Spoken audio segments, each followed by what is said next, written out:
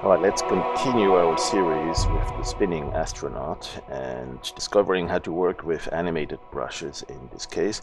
I have a little animation here that was rendered in Carrara, and I want to add to that our spinning astronaut in the foreground. So doing a classical composition, compositing job if you want. What that's going to look like, if I load the animation separately here, let's go load the sequence.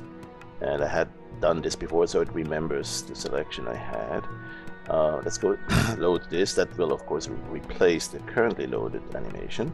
Here is our spinning astronaut. Now, I could grab it from there and do perhaps the color keying against the black background. That will work in many cases, but we have some parts in here that are very dark, like the belt here. Or these sides, they are black too, very dark anyway. So if we key to black, that may not be the perfect solution because these parts may become transparent as well. That's just something to keep in mind if you work from something that doesn't have a selection mask or an alpha channel to mask off or to flag as transparent the background, but still even other parts with the same color still be opaque. If you work with just the colors, you can't always get the best results on that. But let's just see what that looks like if we decide still to work with that. So you could actually take this animation straight into the brush. Remember this custom brush pickup tool here? You can use that to pick just a portion of the image, like so. And if you enable the preview, PRV, you now see the preview of the custom brush. It's not fully opaque. Let's go change the opacity to the max of 255. And you see that the upper right corner has this black background still opaque as well. So we need to use this tool here, the right button. Click on the same custom brush selection tool to bring up the brush selector. And then there you can go and select the color keying, select which color you want to make transparent. Now notice here on the belt, if you look at the belt that's black around here, if I select the background on the over here, it's going to make that one transparent to it because it's just looking for pixels of that color, and you can adjust it a little bit. And yeah, unfortunately that one is really the same black, so it's not going to be possible with just the color to work on only the background color to make that background transparent without having the belt also become like a bullet hole or something like that. Sometimes actually that's fun, so let's just explore that and say we want to actually use it that way. And what we'll do now, instead of doing that on just one image, we will do that on the entire image sequence. Right, so the way to do that is that you go to the beginning of the animation or whatever starting frame you want to go from. Sometimes you don't want the whole animation in your custom brush as an animated brush. Sometimes you only want maybe half of it or the last 10 frames. So you go whatever frame you want to start from, and it's going to go from there to the end. And what you do is you take the same custom brush pickup tool and you select what part of it you want to select, to pick up, just like for a single brush image. But you press and hold the Alt key at the same time. So I'm going to do that. I'm pressing and holding the Alt key, and I'm going to select just from the outside, so the entire animation, the entire frame is picked, but not just this one frame. When I let go of my cursor with still the Alt key down, it's now cycling through the entire image sequence from that current frame to the rest, to the end of the frame, to the end of the animation, and it's picking up that entire animation. So now I can, first thing I'd like to do is just go to the brush menu and store to manage it here. That's something you will want to do right away. And it still remembers, oh, it has automatically made it transparent for the background because that's probably the background color. Yeah, see here, the secondary color is black, so whatever is black automatically becomes the background. But as predicted, we see that there is a bullet hole in his belly here. There's actually a couple of parts around the gloves also that were dark, and so that's not the perfect solution, but you know what, sometimes that's an okay solution. You can also do a couple of more things now. Of course, you can go and change some of the transparency under the brush transparency. You could do some feathering. You can grow or shrink the transparency mask, because especially the shrinking you might want to do, because sometimes you see this black edge, see along the where the transparency is. Let me stamp it down once. There you go. and turn the preview off. So you can see here, maybe I can go and just use the regular little brush here. Oh, that's too big. Let's go undo that.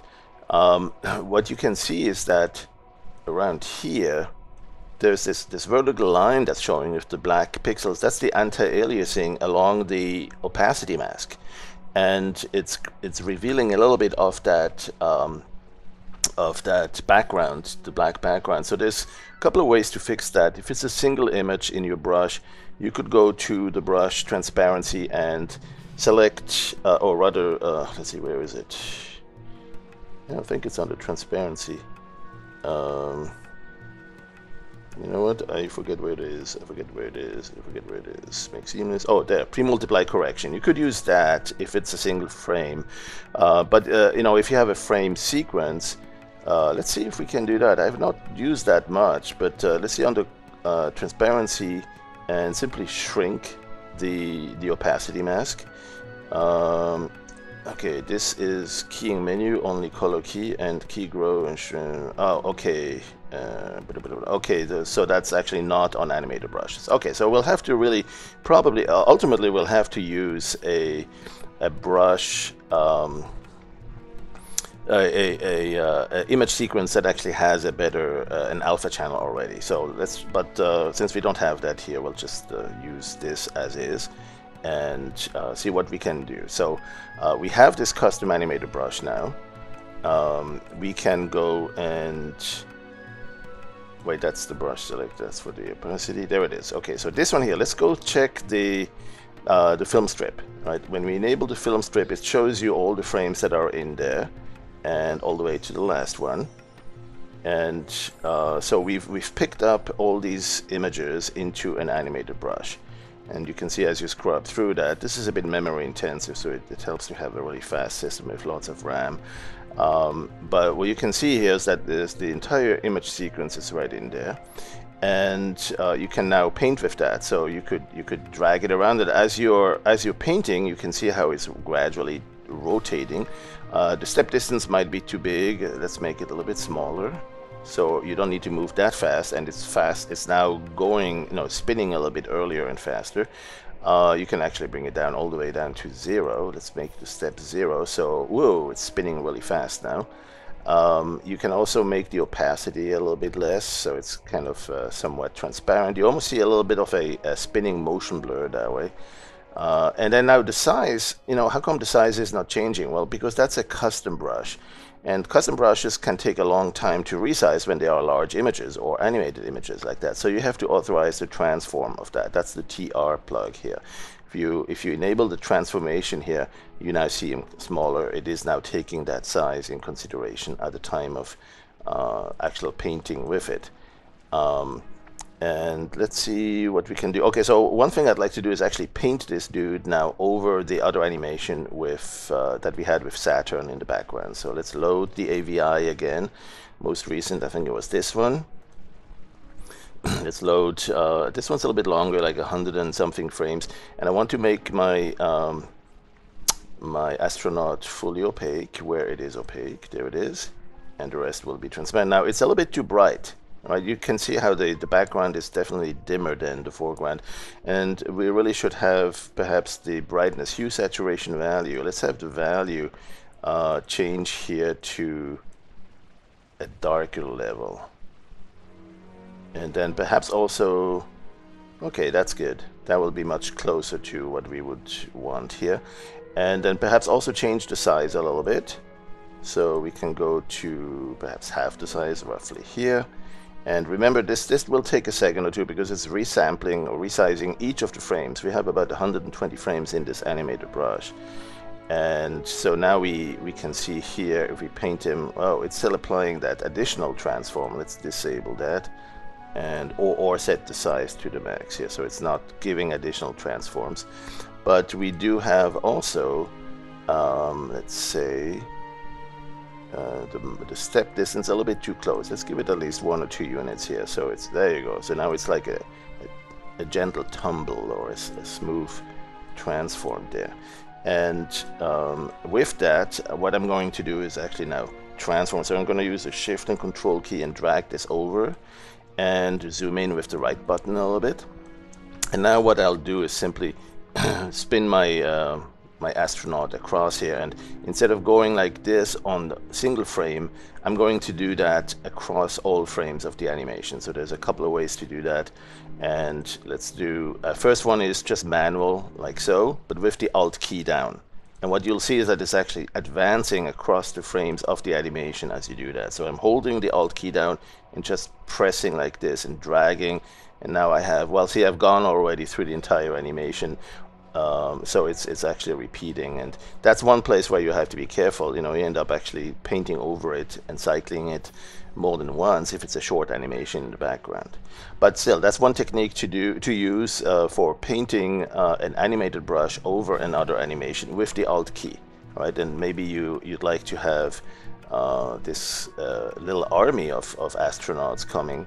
And so one thing you could do is have them from the bottom. Let's go at the bottom here with the Alt key and just drag them up like this, right? And then have another one.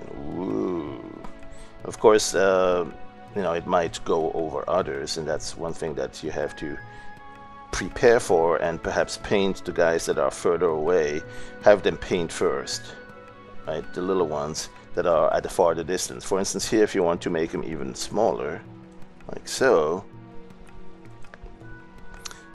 and then have the step distance a notch smaller, so they really seem to be moving slower since they're farther away. Keep the Alt key down and let's go.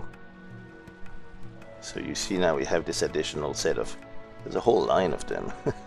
Let's have one going sideways from left to right, still with the Alt key down. So you always paint with the Alt key down. See there, there's now a whole line of them dancing across. So that's wacky, it's fun, it's some of the things you can do with painting with video on video, essentially. You know, you have this image sequence and you paint with this animated brush on top of the other animation in the background. Alright, so that's one way to do it, but that's not the best way necessarily, or not the only way. Sometimes you want to get a little bit a better idea or better preview of where exactly the brushes go, where the images get stamped down as they fly across. So let me load the animation again. Load AVI, and there it is. Load the same sequence, and this time I'm going to use another tool to move our custom brush. Let's go reset it to the original size, and there it is, original brightness as well. Let's keep it darker though. Let's make it something like half intensity, and there it is. Alright, so we'll use this one, but this time we'll use them in a different way. Instead of painting directly with the Alt key as we did earlier, this time we'll use the brush keyframer. Alright, so in the brush keyframer, here's what we'll do. Let's make sure this first frame is not modified. There you go. So we have the original animation again here, and now we'll use the animation brush keyframer. Remember, we have a brush and a custom brush. We need a custom brush for that. We have a custom brush, which in fact is not just a single image, it's a multiple image. You can resize this. Never mind the aspect ratio changing. Sometimes you just adjust it to what you know it should be. And here we go, and you can see, you know, the transparency mask. Of course, we still have that bullet hole in the middle and some other parts that were not masked as transparent or opaque because we used just the color keying on this one. But what I wanted to show you is that you can go and use this brush keyframer to specify where our dude is going to be along his path or her path. And so what you can do is go to the first frame and say at the beginning he's even out of the picture, right? So for that we might need to resize this a little bit so we can really position our cursor outside. There you go, keyframe that. Here's a keyframe, add a keyframe. Now we go to a little bit further into the animation and we're starting to enter the scene, and we'll be here, keyframe that. Then we'll be, and you see as I'm brushing through that, our animated brush is cycling through that as well. So now we'll be continuing to move here, and we'll be perhaps scaling down a little bit. or maybe even coming close to collision mode, something like so, and keyframe that. And then we have something like this. Now we go safely back into smaller scale, and you know what, let's play with the rotation also. Let's see if we can have some fun with the rotation. Something like this, and scale it down even more, something like that. Okay, keyframe that, and see what we have so far is a path in which we change the angle. In addition to the fact that it's spinning, right, it's still spinning like this, we also can add some additional Z rotation. And let's say we actually yank it back the other way, but we keep drifting away, and keyframe that. And then at not quite done yet here, we'll go perhaps a little bit further up there and scale further down and keep tumbling around, keyframe that. And then you know what, one thing we could do is just disappear from sight by changing the size but also the opacity, so you can kind of fade away as you go really small on the size. Alright, so let's go down to next to nothing and tumble a few times, rotate, keyframe that. So now we have actually an animation in which we also disappear. There you go, you can see it's fading away as well. And the animation is kind of a spline interpolated. There is a little glitch at the very end, a little jump, but you won't see it since it's fading away. And you can, instead of the spline interpolation, you might want to do a linear, so click on this, that will force it into a linear mode. And with the linear animation, it might look a little bit like it's yanking and changing direction more suddenly, which is fine at times. You know, if you have a bocce game, or you have some hard rocks colliding, or a spherical objects that collide like balls, and there's perhaps a sudden change in direction. You could also imagine that here, if I'm turning the thrusters on and have a little plume of gas coming out, change my direction suddenly, rather than in a smooth interpolated way, which is the default. Alright, let's keep it that way though. Let's go and render that, and keep in mind you can actually enable other things. Instead of having it appear in an opaque mode, you could also show maybe a multiply mode, which will make it semi-transparent, and you'll see it kind of in a see-through mode, kind of a ghost image with the screen, less than, greater than. So there's a variety of strange effects you can have with that. Look at that. By combining this brush in other ways than just a plain opaque mode, you can have it in an additive mode. So you can see the stars through here, right? So there's all sorts of really funky stuff you can do with that. XOR mode, oh, that's totally messed up. Rainbow colors showing up here. Let's see, OR is showing the kind of similar to AND, to additive. Anyway, let's use it the default way, which is like this, and then just render that. And then when you render that, you will usually see the whole rendering in progress, but sometimes towards the end it kind of fails to keep up, and that's okay. We'll just give it a few more seconds, sometimes a little bit longer, depending on how big your animation is and how much time it takes to render. But once it's done, you will no longer see the not responding message here, and you can go and disable the preview back here. And so now we have this animation where we can see our globetrotter go across the scenic view. And so that's not always perfect, because like we saw, we had this hole, this bullet hole, and really another way to work with this animation that we want to composite on top would be not to pick it up from that animation that we did initially, right? This is what we did. We loaded a sequence like this, and we picked it up and made the transparent, the black area transparent, which means the buckle here, the belt, would also turn transparent. Instead, what we can do is load it directly to the brush. If we had, in fact we did in Carrara, save it as a custom, as an image sequence, and we can load it if it's Targa or BMP image sequence. And in the case of Targa, we can have the alpha channel. So when we work Carrara, we can save it out as a TGA or Targa image sequence with the alpha channel, and then as an animator brush, load that image sequence, and that image sequence will make sure we're looking for Targa. Let's go to the folder. If you don't see it, it's a priority thing. We'll just click on the other one to bring it forward. And then we'll need to go to the PC, the D drive, daily dose, Carrara, and there's my spinning astronaut. Okay, and that's the folder containing my image sequence in Targa form. So I'm going to load it. I only need to select one image. It's going to grab the rest from that. It's basically going to load all of these images in sequence. And there you go. And it's going to load them not into the visible animation you see in the background. It's going to load them into the custom brush. Again, as an animated brush.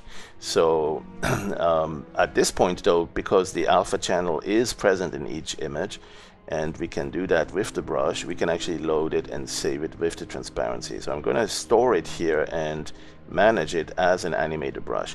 Now if this is an image, a brush, a sequence like show fill strip here that you can see, if this is one you're going to use a lot, I really recommend you store it, you save it in the browse media.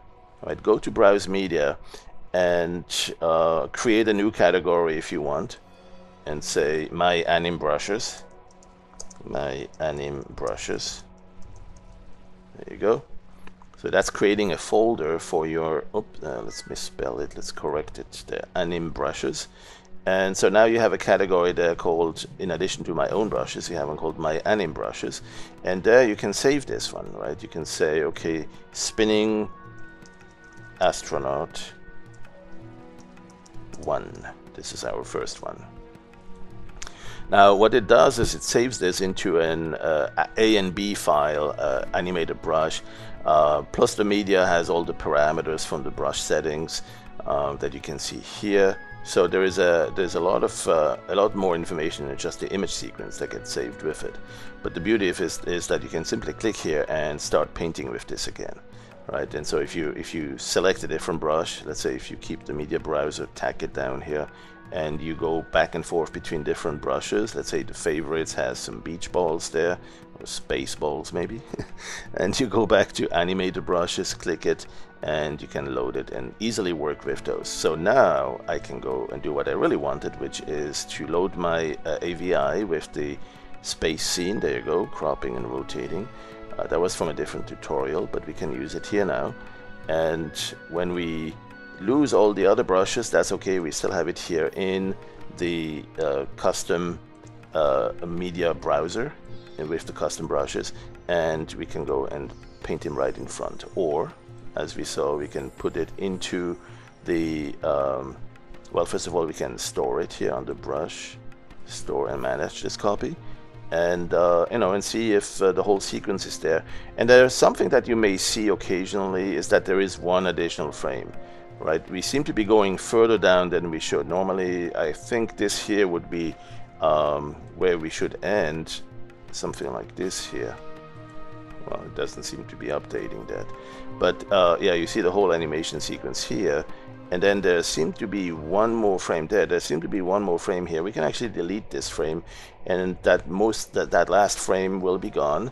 It takes a little while to refresh and update the whole thing. But now, when we scroll to the bottom, we are indeed seeing the last frame. And that actually is something you can do if you happen to have loaded an animation sequence through the anim brush import, and you seem to be noticing sort of a glitch or a little blip where there's a black frame at the end.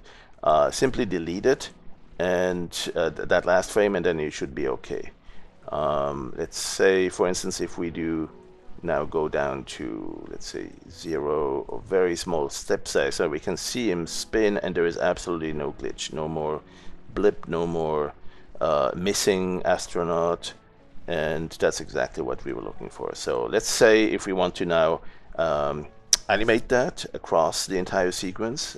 We have an animation sequence in the background that's 150 frames. We have in our custom brush an animation that is 120 frames. In fact, let's make the animation in the background even longer. Let's go use the filter animated motion prediction. Use the motion prediction module to make it 3 times longer roughly. So dry run, let's do a test first, right? And that will get us 439 frames with the motion prediction module. If the animation is smooth, it's going to stay smooth. It's a great way to do a smooth animation. Slow it down. let's make it, let's see, let's make it even a little bit slower, like 5 times. Let's see what that's going to give us. 730 frames. We should be able to do that. That's beautiful. All right, so let's go and slow it down that way. In fact, if you want it even better, you can do a refinement pass, which will take a little longer though. Well, but that's still good enough. That's good. All right, let's do a refinement pass. And so stop it. There you go. And undo the dry run. So it's actually doing now, it's building a new animation. Before it was just testing it. Now it's actually going to render this and load it into a new animation. So at the end of the rendering sequence, you'll need to wait a few more seconds. And then at that point, you will see our animation created and stored as a new animation. And there it is. So now we have an animation of 730 frames. And if we play this at 30 frames a second with our FPS, frames per second, you know that that's going to be a fairly long animation. Oh, by the way, at the end of the motion prediction module, which we can close now, that motion prediction module, the first frame, that's a little side effect of it. The first frame is going to be a copy of the last frame. So we go to the first and delete this one. There you go. So now we have really the animation that you will want to save as an AVI. Right? Go to animation, save AVI, or save, which saves it as a DWA, dog waffle animation. And what you want to do is just preview it here. There you go. Here's our nice slow animation. And on top of that, we will now add our spinning astronaut.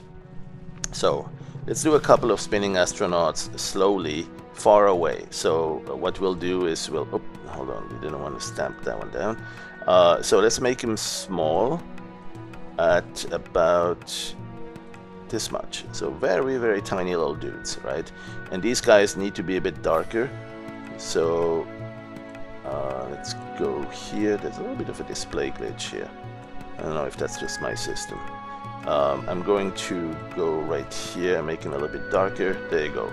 So here we're going to have a whole bunch of them go upwards. And let's set the step size to about 2 or 3, something like this. All right. So again, hold the Alt key down. And as you draw, even outside, you know, it's not painting anything, but it's cycling through the animation there. So you could actually start with this guy and go up here. Now it's buffering all that and going, you know, drawing quite a bit of those. So you can see here we have a few of these guys rising. They're all spinning. And the more we do that, I'm holding the Alt key. Okay, keep that in mind. I'm using the Alt key to have a whole bunch of them come up here. Every time that I draw from bottom to the top, it's drawing these guys. Now I'm going to make them a little bit bigger. So I'm going to go here on the size, about twice, maybe 31 units. And then I'm going to also make them a little bit brighter, because, you know, when they appear bigger, it's really because they're a little bit closer. And I don't want them to be that dark. So now we can go, and also the step distance needs to be a little bit different. So the step distance, we can go and say perhaps 5. Let's put that right in there. And for that, we can go now with the Alt key down still and go like this. Okay, just drag them up a few. Maybe have one go sideways and another one sideways here. All right. And so if we play this now, you can see what we've done so far. We have a whole bunch of them in the background, and then every once in a while we have a few more coming in the foreground. So I thought, yep, there they are. Just a few frames of them.